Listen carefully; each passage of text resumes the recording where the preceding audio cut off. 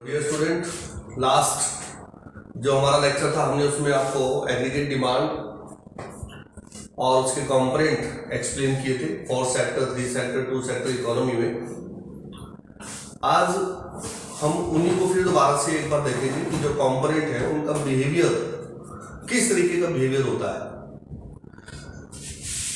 क्योंकि हमारा मेन जो फोकस है हमारा वो इस बात पे है कि अगर इकोनॉमी में हमें इनकम के लेवल को इंक्रीज करना है या एम्प्लॉयमेंट के लेवल को इंक्रीज करना है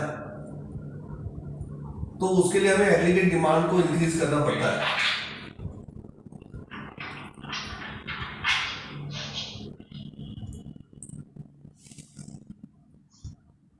यह हमारा एग्रीगेट डिमांड है, यह हमारा इक्विलिब्रियम पॉइंट हो गया अकॉर्डिंग टू केन्स। केन्स कहता है कि जहां aggregate demand aggregate supply equal होंगे वहां इक्विलिब्रियम लेवल ऑफ इनकम का डिटरमिनेशन होगा। लेकिन अगर हम इस इक्विलिब्रियम लेवल ऑफ इनकम से सेटिस्फाइड नहीं है, we want to improve this income level, हम इस इनकम लेवल को इंप्रूव करना चाहते हैं, तो उसके लिए हम क्या करें? तो उसके लिए हमें इनकम लेवल को इंक्रीज करना होगा और इसे इंक्रीज करने के लिए जो इक्विलिब्रियम पॉइंट है वो ई पॉइंट पर नहीं होगा, वो किसी आगे वाले किसी पॉइंट पर होगा। तो ऐसा करने के लिए हमें क्या करना पड़ेगा? एग्रीगेट डिमांड को शिफ्ट करना होगा ऊपर की तरफ। जैसे अभी मैं शिफ्ट कर रहा हूं इसको, let this is aggregate demand 1। तो अब ये new aggregate demand aggregate supply के साथ इक्वल है E1 पॉइंट के ऊपर। तो यहां पर इनकम लेवल मेरा बन गया YE1। तो अब देखिए मैंने इनकम लेवल को क्या क्या इंक्रीज कर दिया, यानी कंट्री ने इनकम लेवल को इंप्रूव कर लिया है। कैसे किया? By increasing aggregate demand. इसका मतलब एग्रीगेट डिमांड 80 से 81 जो इंप्रूवमेंट हुआ है वो किस तरीके से हुआ, यानी कैसे हमने एग्रीगेट डिमांड को इंप्रूव किया। अब बेसिक सी बात है, एग्रीगेट डिमांड को इंप्रूव करना है तो उसके कंपोनेंट कौन कौन से हैं? एग्रीगेट डिमांड के 4 कंपोनेंट हैं। Aggregate demand is based on 4 component C, I, G and X minus M। In 4 component पे डिपेंड करता है। इन 4 में से किसी भी कंपोनेंट को हम इंक्रीज करेंगे तो एग्रीगेट डिमांड इंक्रीज हो जाएगा। लेकिन इंपॉर्टेंट बात यही है कि हम इनमें से किसको इंक्रीज कर सकते हैं। ध्यान से सुनिएगा, हम एग्रीगेट डिमांड को क्यों इंक्रीज करना चाह रहे हैं? Why we want to increase this aggregate demand? Why we want to increase aggregate demand? The question, because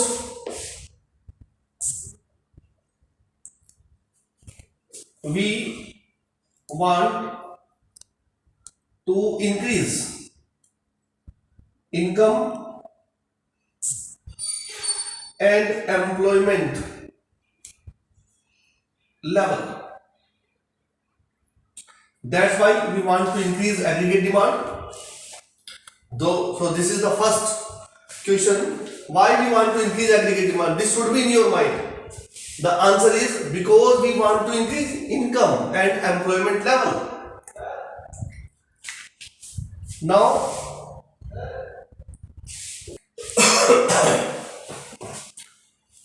so why we want to increase aggregate demand? Because we want to increase income and employment level. इसका मतलब क्या है कि हम aggregate demand को इसलिए increase करना चाह रहे हैं क्योंकि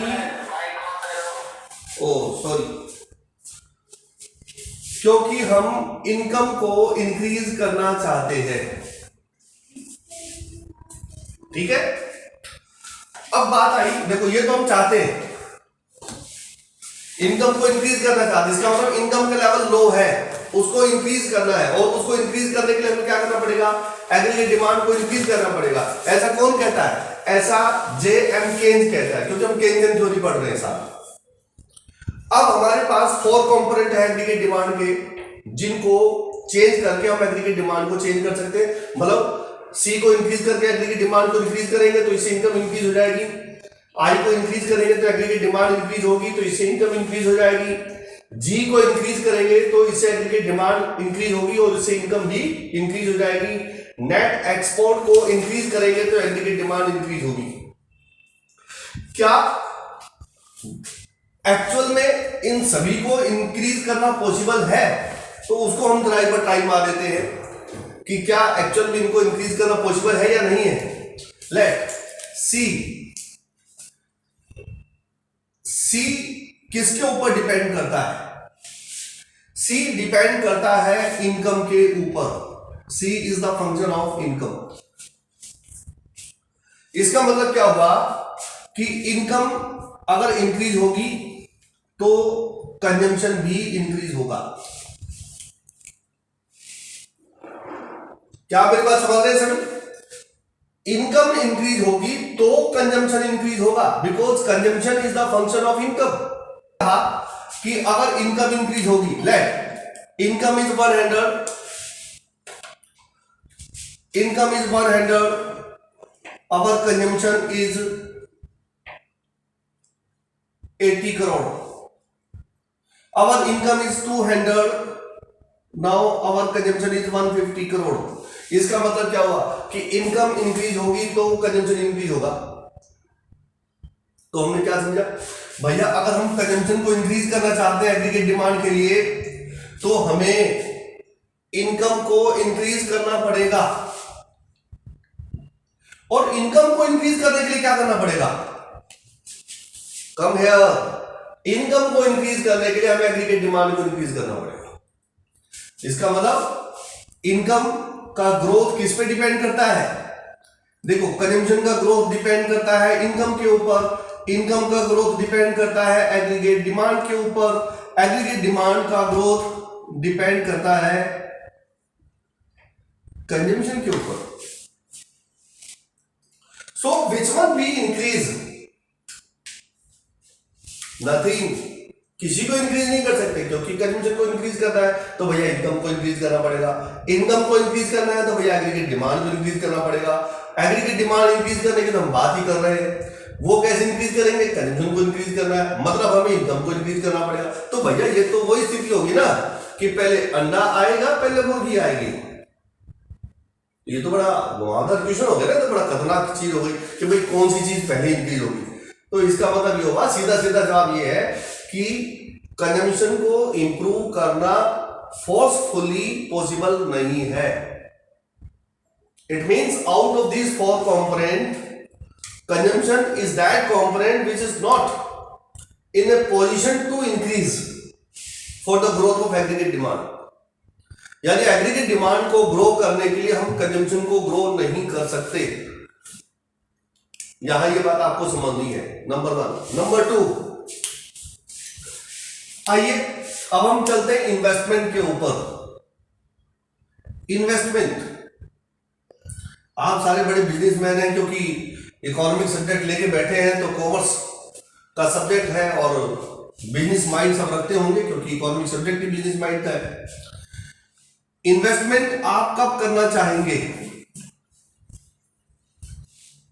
जब इनकम की एक्सपेक्टेशन होगी। Let if there is no expectation of income, would you like to invest? जवाब होगा नहीं, we does not like to invest because there is no possibility of income.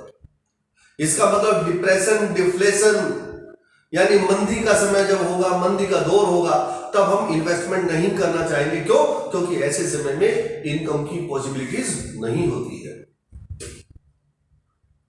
ठीक है, इसलिए इन्वेस्टमेंट किस पे डिपेंड करता है, इनकम पे डिपेंड करता है। इनकम की एक्सपेक्टेशन इंक्रीज होगी तो इन्वेस्टमेंट भी इंक्रीज हो जाएगा। इनकम की एक्सपेक्टेशन कब इंक्रीज होगी, जब एग्रीगेट डिमांड इंक्रीज होगा। यदि मार्केट में डिमांड इंक्रीज हो रही होगी तो भैया मार्केट में जब डिमांड इंक्रीज होगी, इकोनॉमी में डिमांड इंक्रीज होगी, तो उससे क्या होगा? अभी देखो मैं आपको एक बहुत काम की चीज बताता हूं। जो लोग शेयर मार्केट से बिलोंग करते हैं उनके लिए मैं बड़ी काम की चीज बताता हूं। अभी पूरे देश में लगभग लॉकडाउन सा पड़ा था, तो आप समझ सकते हैं कि लॉकडाउन में स्कूल तो बंद है, वो तो हम सबको पता है। इसके अलावा बिजनेस सेक्टर की बात हम करते हैं कि स्कूल बंद थे, सॉरी लॉकडाउन में सब कुछ बंद था, तो सबसे बड़ा नुकसान स्कूल को छोड़कर और किस फील्ड का होना? बिजनेस सेक्टर में होटल बंद पड़े थे क्योंकि टूरिज्म नहीं था, टूरिज्म बंद था, ठीक है, टूर ट्रैवल बंद थे, सिनेमा हॉल बंद थे। तो अब जैसे जैसे क्या होगा, इसका मतलब क्या होगा कि इस समय शेयर मार्केट में इन बिजनेस के शेयर के रेट डाउन होंगे क्योंकि इनमें प्रॉफिट नहीं है, ये सब बंद पड़े हैं। तो जो लोग शेयर लेके बैठेंगे इसका मतलब उनको प्रॉफिट नहीं मिलेगा, उनको डिविडेंड नहीं आएगा, क्योंकि कंपनी को प्रॉफिट नहीं होगा तो कंपनी डिविडेंड डिक्लेयर नहीं करेगी। अब क्या होगा, क्योंकि जैसे जैसे अनलॉक शुरू होगा ना, अनलॉक स्टार्ट होगा, होटल खुलेंगे, टूरिज्म खुलेंगे, तो जो लोग महीने से बंद पड़े हैं ना, कमरों के अंदर मकान में बंद पड़े हैं, यार मुसे हुए हैं, क्या करे क्या नहीं करे, जैसे अनलॉक होगा ना सब भागेंगे कूद के, चलो यार घूमने चलते हैं, चलो यार ट्रैवलिंग करते, चलो टूर पे जाते हैं। तो टूर एंड ट्रैवल के शेयर में बम्पर ग्रोथ होगी, होटल सेक्टर के शेयर में बम्पर ग्रोथ होगी, सिनेमा हॉल से जुड़े हुए जो कंपनीज हैं उनमें बम्पर ग्रोथ होने वाली है इन फ्यूचर में, जैसे जैसे अनलॉक स्टार्ट होगा। तो वही सिंपल सी बात है, जहां मंदी होती है वहां डिमांड नहीं होती, और डिमांड नहीं होती तो प्रॉफिट की एक्सपेक्टेशन भी नहीं होगी। तो जैसे जैसे डिमांड इंक्रीज होगी वैसे वैसे इनकम इंक्रीज होगा। तो मार्केट में, इकोनॉमी में जब डिमांड इंक्रीज होगी, मार्केट में खरीदारी बढ़ेगी, लोग बाइंग करेंगे, तो इसे क्या, रिटेलर के पास माल बिकना शुरू हो जाएगा। रिटेलर होलसेलर से डिमांड करेगा, होलसेलर डीलर से डिमांड करेगा, डीलर फैक्ट्री से डिमांड करेगा, वहां प्रोडक्शन बढ़ेगा, इनकम की एक्सपेक्टेशन बढ़ेगी, इसलिए इन्वेस्टमेंट भी बढ़ेगा। इसका मतलब इन्वेस्टमेंट इनकम पे डिपेंड करता है, इनकम एक्सपेक्टेशन पे डिपेंड करता है, इनकम एक्सपेक्टेशन एग्रीगेट डिमांड पे डिपेंड करती है, और एग्रीगेट डिमांड इन्वेस्टमेंट पे डिपेंड करता है। इसका मतलब तो यह हुआ कि हम इन्वेस्टमेंट को भी ग्रो नहीं कर सकते। It is not possible to grow investment without growth of income, and growth of income is not possible without growth of aggregate demand. इसका मतलब ये तीनों एक दूसरे पर डिपेंड करते हैं। तो जब तीनों एक दूसरे पर डिपेंड करते हो तो ऐसे केस में किसी एक वेरिएबल को इंक्रीज करना पॉसिबल नहीं है। आइए अब हमारे पास एक फोर्थ कंपोनेंट हमारे पास है x माइनस एम, जिसको बोलते हैं नेट एक्सपोर्ट। नेट एक्सपोर्ट का मतलब है कि एक्सपोर्ट हमारे इंक्रीज हो और इंपोर्ट हमारे डिक्रीज हो, तो नेट एक्सपोर्ट की वैल्यू इंक्रीज होगी। और नेट एक्सपोर्ट की वैल्यू इंक्रीज होगी मतलब हमारे प्रोडक्ट की, यानी डोमेस्टिकली प्रोड्यूस गुड्स की डिमांड इंटरनेशनल लेवल पर इंक्रीज हो रही है, मतलब एग्रीगेट डिमांड इंक्रीज होगी, सीधी सी बात। तो एग्रीगेट डिमांड इंक्रीज होगी तो इनकम भी इंक्रीज हो जाएगी। तो बात आई कि नेट एक्सपोर्ट को हम कैसे इंक्रीज कर सकते हैं। अब आप में से कोई सजेस्ट करेगा साहब नेट एक्सपोर्ट को इंक्रीज करना है तो हमें एक्सपोर्ट को प्रमोट करना पड़ेगा। भैया एक्सपोर्ट के कैसे प्रमोट करोगे? कंट्री में प्रोडक्शन को इंक्रीज करना पड़ेगा। प्रोडक्शन को कैसे इंक्रीज करेंगे? कहेंगे साहब इन्वेस्टमेंट करेंगे। भैया इन्वेस्टमेंट कैसे करोगे जब इनकम की एक्सपेक्टेशन ही नहीं है, इनकम तो लो लेवल पे है, तो उसको आप इन्वेस्टमेंट कैसे करोगे? बात में घूम फिर के वहीं आ गए। इसका मतलब इंटरनल फैक्टर कह रहे हैं कि हम एक्सपोर्ट को इंक्रीज नहीं कर सकते क्योंकि इनकम की मोटिवेशंस नहीं है। चलो दूसरी कंट्री से डिमांड बढ़ाए। भाई दूसरी कंट्री के लोग तो अपनी मर्जी के ऊपर मालिक है, वो डिमांड करे नहीं करे वो तो उनके ऊपर डिपेंड करता है, उनकी अपनी इनकम लेवल पे डिपेंड करेगी, उनके अपने टेस्ट और प्रेफरेंस पे डिपेंड करेगी कि वो हमारे प्रोडक्ट को लाइक करेंगे नहीं करेंगे। हम तो विज्ञापन कर सकते हैं, उनको एडवर्टाइज कर सकते हैं, प्रमोट कर सकते हैं, वहां वो खरीदे नहीं खरीदे नहीं पता। तो हम पड़ गए मुसीबत में कि भैया एग्रीगेट डिमांड को इंक्रीज करने के लिए सीडी बेकार है, ये भी काम का फैक्टर नहीं है। इन्वेस्टमेंट भी काम का फैक्टर नहीं है, नेट एक्सपोर्ट भी काम का फैक्टर नहीं है, तो फिर कौन है? जी, गवर्नमेंट एक्सपेंसेस। क्योंकि गवर्नमेंट एक्सपेंसेस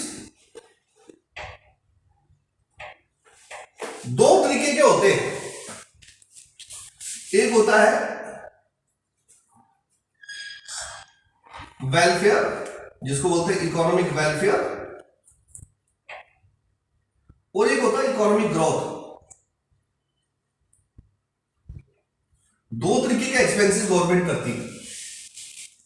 इकोनॉमिक वेलफेयर जैसे free food, free grains, free vaccine, economic welfare. Economic growth, setup of industry, development of infrastructure, ये इकोनॉमिक ग्रोथ गवर्नमेंट का। अब बात आई कि गवर्नमेंट का जो एक्सपेंसेस है ये किस पे डिपेंड करता है? इधर ले लेते हम, ये गवर्नमेंट का जो एक्सपेंसेस है ये किस पे डिपेंड करता है? तो ये इनकम पर डिपेंड नहीं करता। गवर्नमेंट का एक्सपेंसेस डिपेंड करता है गवर्नमेंट की वेलफेयर पॉलिसी के ऊपर, कि गवर्नमेंट की जो वेलफेयर पॉलिसी है वो कैसी है। इसका मतलब गवर्नमेंट को इनकम हो ना हो, गवर्नमेंट को फर्क नहीं पड़ता। क्यों? गवर्नमेंट का मोटिव प्रॉफिट कमाना है ही नहीं। गवर्नमेंट का मोटिव है कंट्री का वेलफेयर, कंट्री की ग्रोथ, ये गवर्नमेंट का मोटिव है। इसका मतलब ये हुआ कि देखिए, जो हम ट्रायंगल बना रहे थे वो ट्रायंगल अब यहां नहीं बनेगा, क्योंकि वेलफेयर पॉलिसी गवर्नमेंट की अपनी खुद की पॉलिसी है जो इनकम पर डिपेंड नहीं करती। गवर्नमेंट के पास इनकम हो ना हो, गवर्नमेंट खर्च कर सकती है। इनकम की एक्सपेक्टेशन हो ना हो, गवर्नमेंट फिर भी खर्च कर सकती है। आपने बजट वाला लेसन पढ़ा है, गवर्नमेंट डेफिसिट फाइनेंसिंग करके उधार लेकर भी खर्च कर सकती है। तो गवर्नमेंट उधार लेकर जब खर्च करेगी तो एक का खर्च दूसरे की इनकम होती है। The expenditure of one become the income of other. Government ने अगर 100 करोड़ रुपया खर्च कर दिया तो भैया किसी की ना किसी की 100 करोड़ की इनकम हो जाएगी, सीधी सी बात है। अब ये 100 करोड़ की इनकम होगी, इनकम हो गई तो ये कंजम्पशन भी इंक्रीज हो जाएगा, इनकम हो गई तो ये इन्वेस्टमेंट भी इंक्रीज हो जाएगा। अब देखो, सारे फैक्टर घूम पड़े, सारे चक्कर चल पड़े, सारे चक्के घूम गए। अब ये इनकम इंक्रीज हुई है तो जो हमारी कंट्री के जो बायर है, हमारी कंट्री में जो प्रोडक्शन का लेवल है वो भी इंक्रीज होगा और उससे हमारा एक्सपोर्ट भी इंक्रीज हो जाएगा। तो गवर्नमेंट वो हमारे पास एक इंस्ट्रूमेंट आ गया जो एग्रीगेट डिमांड को इंक्रीज कर सकता है। ठीक है, अब यहां तक समझने से पहले यहां पर सी, आई और एक्स माइनस एम उतने अधिक इंपॉर्टेंट फैक्टर नहीं है जितना इंपॉर्टेंट फैक्टर है जी। अब यहां से हम आपको एक चीज और समझाएंगे कि जी जो एक्सपेंसेस करेगा, क्योंकि ये तो इन्वेस्टमेंट है ना, कि हमने कहा देखिए वेलफेयर टाइप का और इकोनॉमिक ग्रोथ टाइप का भी है। तो इकोनॉमिक ग्रोथ टाइप का जो एक्सपेंसेस होगा उसको हम बोलेंगे इन्वेस्टमेंट बाय द गवर्नमेंट। तो इन्वेस्टमेंट बाय द गवर्नमेंट और investment by the private producer, दोनों में बेसिक डिफरेंस क्या है? तो यहां समझेंगे कि इन्वेस्टमेंट जो है इट हैज टू टाइप। आइए, induce investment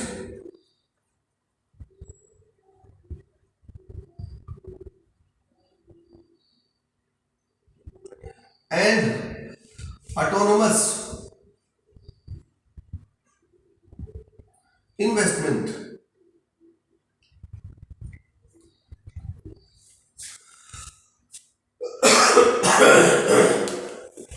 induce investment, induce का मतलब होता है मोटिवेट।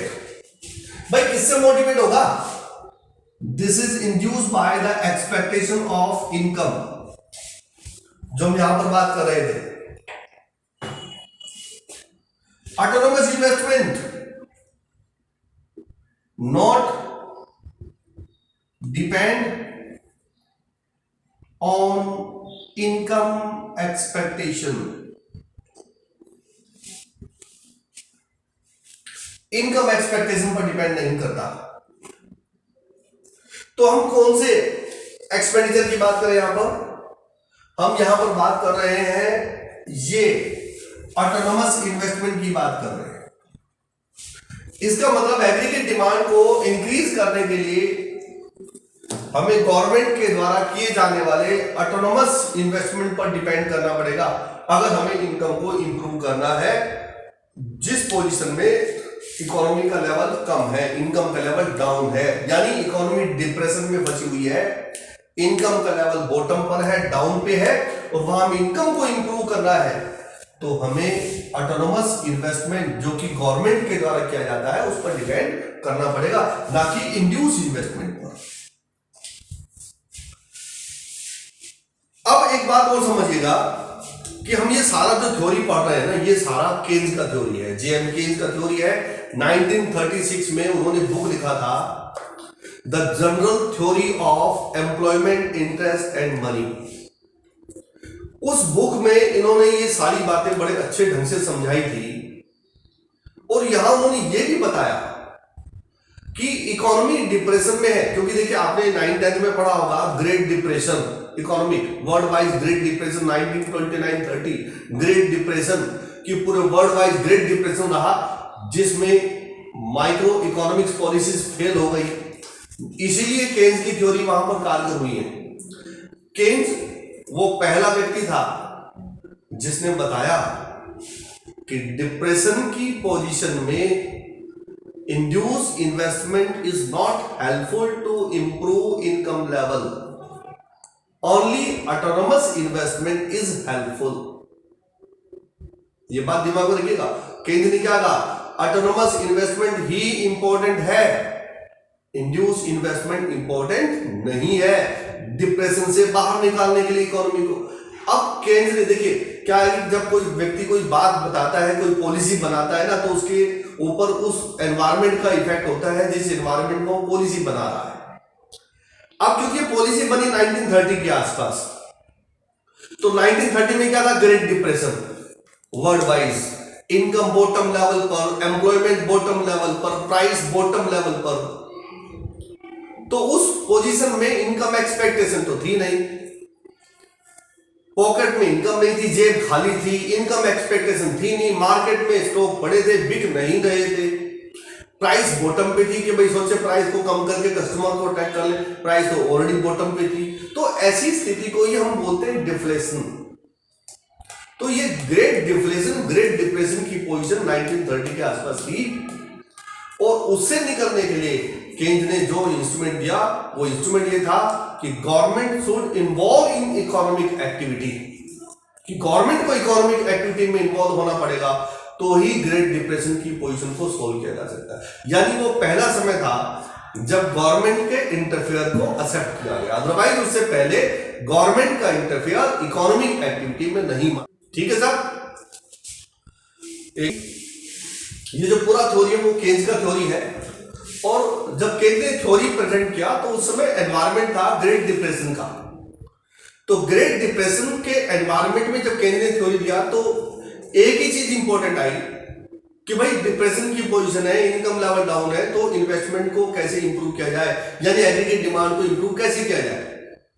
तो उसका एक रिजल्ट आया, autonomous investment is helpful to improve aggregate demand in the case of depression. ये लाइन आपको ब्रेन में फिट कर लेनी है कि which investment is important, autonomous investment is important to solve the position of depression or deflation or increase in aggregate demand। अगर हमें aggregate demand को इंप्रूव करना है तो ये सबसे पहले हमें गवर्नमेंट के इन्वेस्टमेंट को इंक्रीज करना पड़ेगा, क्योंकि जब गवर्नमेंट का इन्वेस्टमेंट इंक्रीज होगा तो उससे इनकम इंक्रीज होगी, इनकम से इंड्यूस इन्वेस्टमेंट भी इंक्रीज हो जाएगा और कंजम्पशन भी इंक्रीज हो जाएगा। बिल्कुल ऐसे ही काम करेगा जैसे हैंडपंप से पानी निकालना हो और हैंडपंप में पानी नहीं आ रहा हो, नल में पानी है लेकिन हैंडपंप में पानी नहीं आ रहा, तो हम क्या करेंगे? पहले गवर्नमेंट थोड़ा सा पानी डालेगी खुद का, हैंडपंप में पानी डालेगी, हैंडपंप चलाएगी तो फिर पानी आना शुरू हो जाएगा। वो पानी आना शुरू होगा, वो कौन सा, वो ये वाला पानी आना शुरू हो जाएगा, इंड्यूस इन्वेस्टमेंट का। इसलिए स्टार्टिंग एफर्ट गवर्नमेंट को ही करना पड़ेगा डिफ्लेशन को सोल्व करने के लिए। इसका मतलब इस एग्रीगेट डिमांड को इंप्रूव करना है, एडी को 81 तक ले जाना है, तो हमें क्या करना पड़ेगा, ऑटोनोमस इन्वेस्टमेंट को इंक्रीज करना पड़ेगा। इसलिए इस पूरी थ्योरी में जब भी हम बोलेंगे C plus I, aggregate demand is equal to C plus I, तो वहां I का मतलब क्या होगा, ये आपको सेट करनी है अपने ब्रेन में कि here I represent for autonomous investment.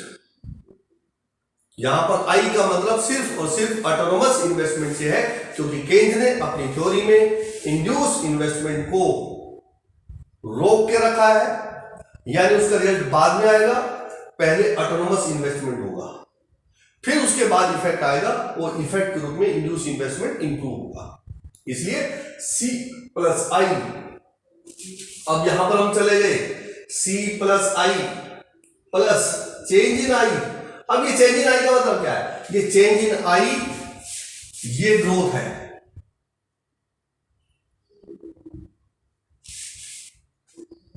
और ये ग्रोथ ऑटोनोमस इन्वेस्टमेंट की है। तो आज के मैंने पूरे लेक्चर में आपको ये समझिए पूरा यूनिट का थीम मैंने आपको समझा दिया। जो पूरा यूनिट हमने पढ़ना होता है, aggregate demand, aggregate supply, basic lesson हमने पढ़ना है। उसके बाद नेक्स्ट लेसन हमने पढ़ना है determination of income, employment and output in short period economic equilibrium. फिर हमें पढ़ना है economic problem like excess demand, deficit demand, under employment, over employment, inflationary gap, deflationary gap. ये सारी की सारी चीजें यहां से आपको क्लियर हो जानी चाहिए।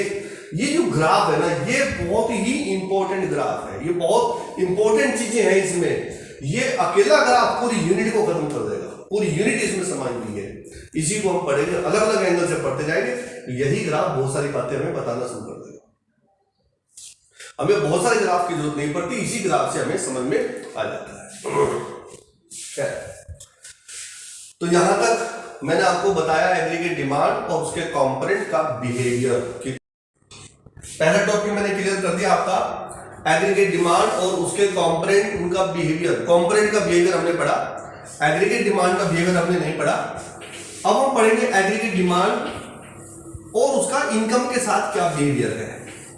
लेकिन ऐसा करते समय दिमाग में डाल लेना कि मैं अब एग्रीगेट डिमांड का मतलब C प्लस आई लेके चलूंगा, तो C प्लस आई में I का मतलब क्या होगा, I का मतलब होगा ऑटोनोमस इन्वेस्टमेंट। अब ये बात मेरे को आपको बार बार बताने की जरूरत नहीं है कि I का मतलब ऑटोनोमस इन्वेस्टमेंट यहां पर रहेगा। नाउ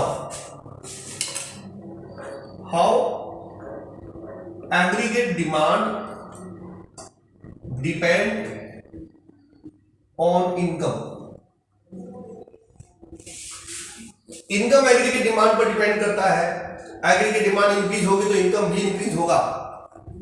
तो क्या इनकम भी एग्रीगेट डिमांड को इफेक्ट करती है, तो ये हमें समझना है।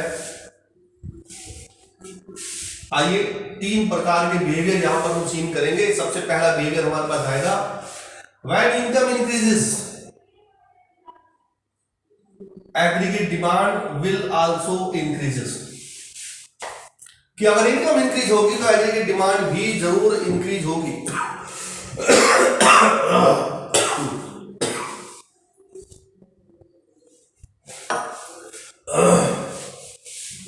दूसरी बात,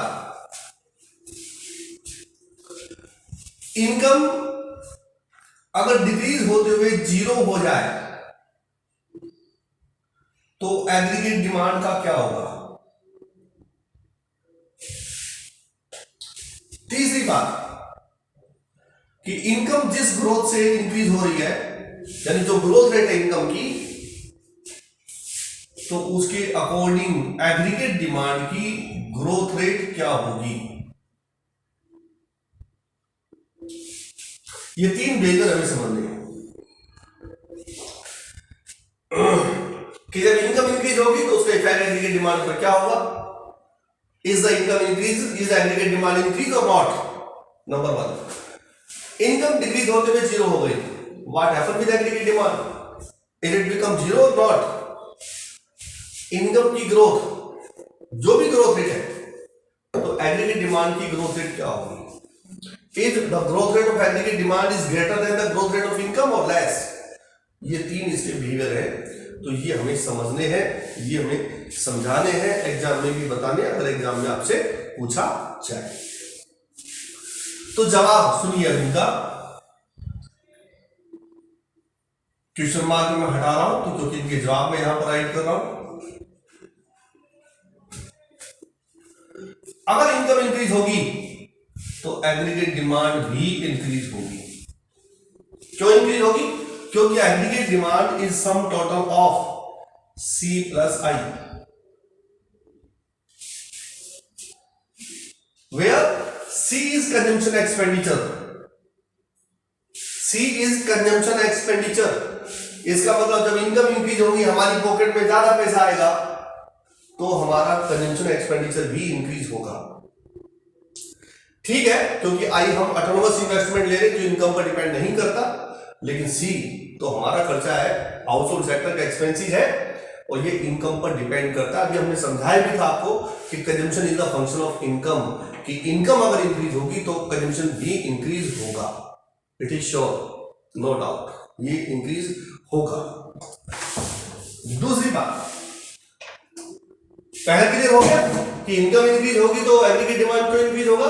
क्योंकि एग्रीगेट डिमांड का कंपोनेंट सी इंक्रीज होगा। सी जो बताता है, क्या बताता है कि देखिए जब आपकी इनकम 10,000 रुपए महीना है, mean you would like to spend according to 10,000।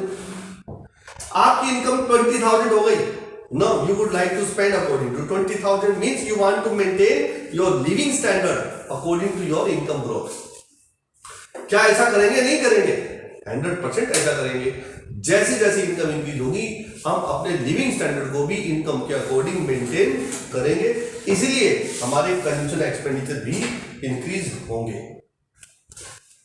तो कंजम्पशन एक्सपेंडिचर इंक्रीज होंगे तो एग्रीगेट डिमांड भी इंक्रीज होगी, पहली बात। दूसरी बात, इनकम डिक्रीज होते हुए जीरो हो गई तो क्या एग्रीगेट डिमांड जीरो हो जाएगी? तो यहां पे फिर इसको बाई पार्ट करना पड़ेगा कि C प्लस आई को हमने फिर बाई पार्ट कर दिया, तो C के 2 पार्ट हमने कर दिए। एक हमने कहा C autonomous, autonomous consumption expenditure plus induced consumption expenditure plus autonomous investment आई।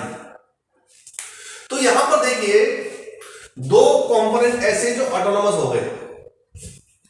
सी जो ऑटोनोमस कंजम्पशन एक्सपेंडिचर है, बी वाई जो इंड्यूस कंजम्पशन एक्सपेंडिचर है, आई ए जो ऑटोनोमस कंजम्पशन एक्सपेंडिचर है। तो हम समझेंगे सी ऑटोनोमस कंजम्पशन एक्सपेंडिचर क्या है।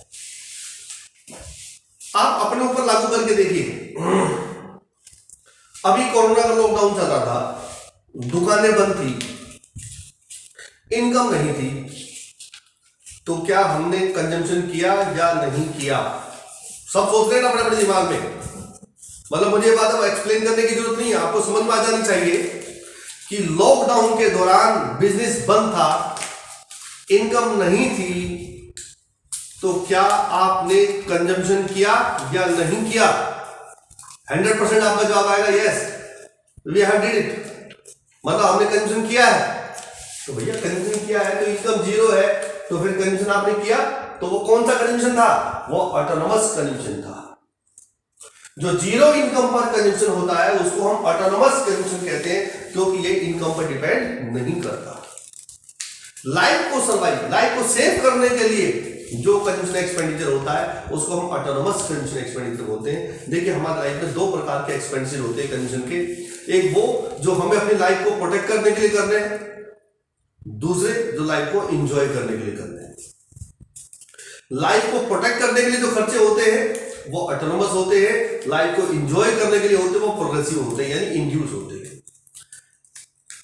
20,000 रुपये इनकम, अभी प्लास्टिक की कुर्सी और टेबल से काम चल रहा है। 50,000 रुपये की इनकम, प्लास्टिक की चेयर हटी, सोफा आ गया, वो इंजॉयमेंट की बात चल रही है। आप समझ रहे बात? एक टाइम रेस्टोरेंट में जाके खाना खा रहे हैं, सप्ताह में एक बार घूमने के लिए जा रहे हैं, वो इंजॉयमेंट की इनकम है, इंड्यूस एक्सपेंसिव है कि जैसे जैसे इनकम का लेवल बढ़ेगा हमारा इंड्यूस एक्सपेंसिव भी इंप्रूव होगा। लेकिन जब इनकम जीरो हो जाएगी तो क्या हमारे सारे एक्सपेंसिव जीरो हो जाएंगे? तो जवाब होगा नहीं साहब, जीवन को बचाना है ना, लाइफ प्रोटेक्शन वाला एक्सपेंसिस हमारा जीरो नहीं होगा। तो लाइफ प्रोटेक्शन वाला एक्सपेंसिस कौन सा है? ऑटोनॉमस कंजम्पशन है। इससे मतलब कंजम्पशन के दो टुकड़े कर दिए, यहाँ सी के हमने दो टुकड़े कर दिए, autonomous consumption and induced consumption. Autonomous consumption which not depend on income, it means it always remain positive whether the income becomes zero. Like it, autonomous investment, it is also not depend on income because government do this type of investment, so it will not depend on income. So if income becomes zero, this investment not become zero. ये investment zero नहीं होगा। तो result हमारे पास आ गया कि भैया income अगर zero हो गई तो एग्रीगेट डिमांड जीरो नहीं होगी।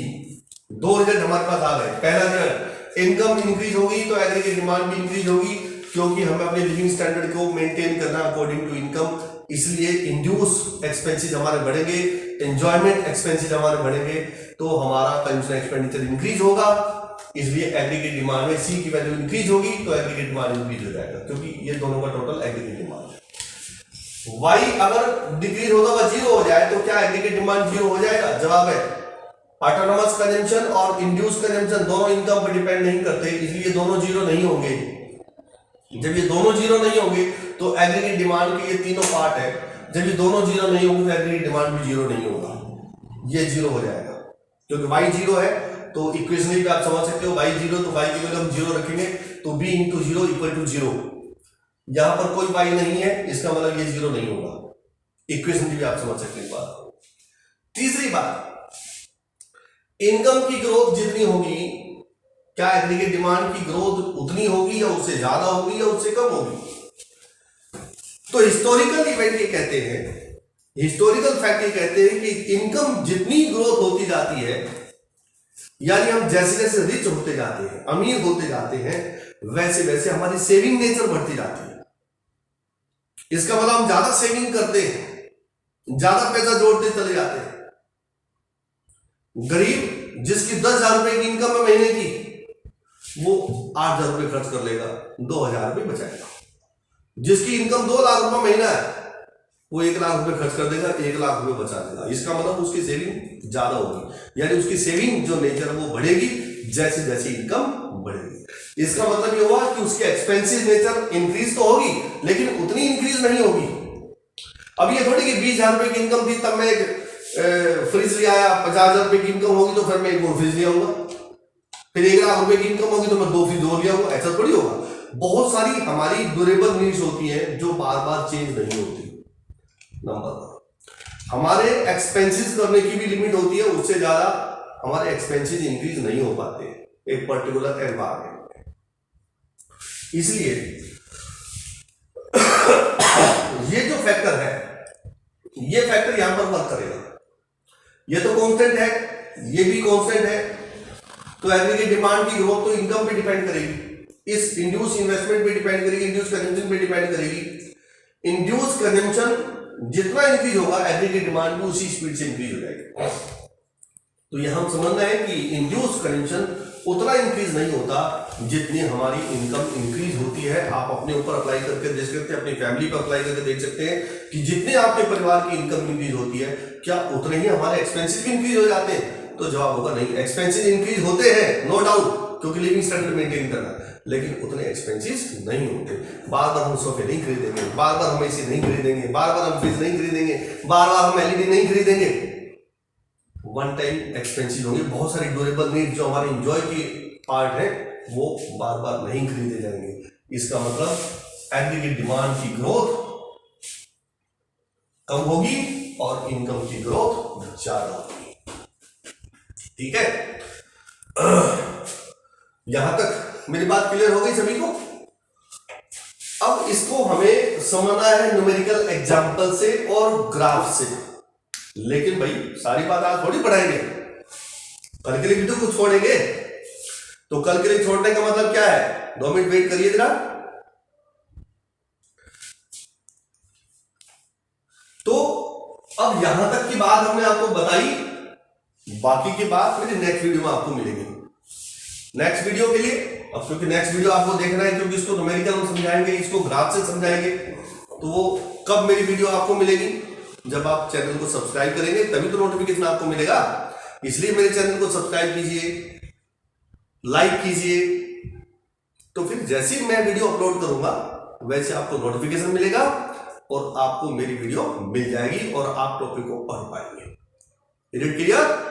So thank you. Have a nice day.